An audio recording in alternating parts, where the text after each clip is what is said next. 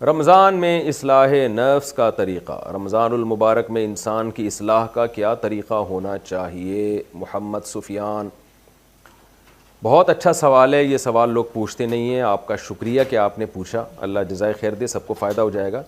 دیکھیں، رمضان کا بنیادی مقصد سمجھنا چاہیے۔ قرآن مجید نے رمضان کا مقصد یہ بیان کیا ہے کہ تم پہ روزے فرض کیے گئے ہیں لعلکم تتقون، تاکہ تمہارے اندر تقوی پیدا ہو جائے۔ تقوی کا مطلب تم سے گناہ چھوٹ جائیں، یعنی کبیرہ گناہ۔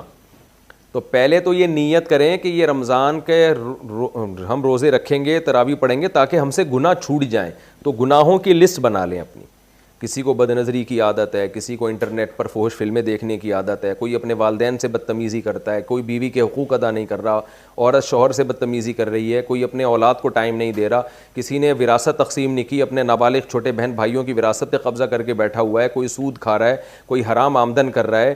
تو جتنے گناہ ہیں، آپ کی داڑھی کاٹنا بھی کبیرہ گناہ ہے، کوئی نماز کا پابند نہیں ہے، تو یہ سارے، کوئی خدا نخواستہ زنا کرتا ہے، کوئی شراب پیتا ہے، سارے گناہوں کی لسٹ بنا لیں اور اللہ سے دعا مانگے، ان لسٹ کو سامنے رکھ کر، اللہ اس رمضان میں مجھے ان گناہوں سے تو بچنے کی توفیق عطا فرما اور پکی توبہ کی توفیق عطا فرما۔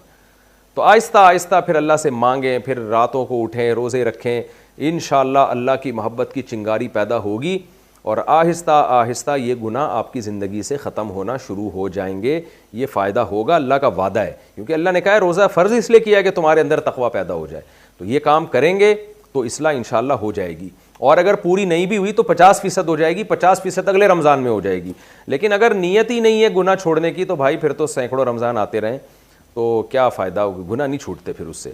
تو حدیث میں آتا ہے بہت سے روزے دار ایسے ہیں جن کو روزے میں بھوک پیاس کے علاوہ کچھ بھی حاصل نہیں ہوتا، بہت سے راتوں کو جاگنے والے ایسے ہیں جن کو سوائے نیند خراب کرنے کے کچھ بھی حاصل نہیں ہوتا۔ مطلب یہی ہے کہ تہجد کا ثواب تو مل جائے گا، روزے کا ثواب بھی مل جائے گا، لیکن جو مقصد ہے وہ حاصل نہیں ہوگا۔ مقصد ہے گناہوں سے توبہ کرنا، اس لیے یہ کریں، گناہوں کو اپنی فہرست سے آہستہ آہستہ نکالنے کی کوشش کریں، اپنی زندگی کی فہرست سے۔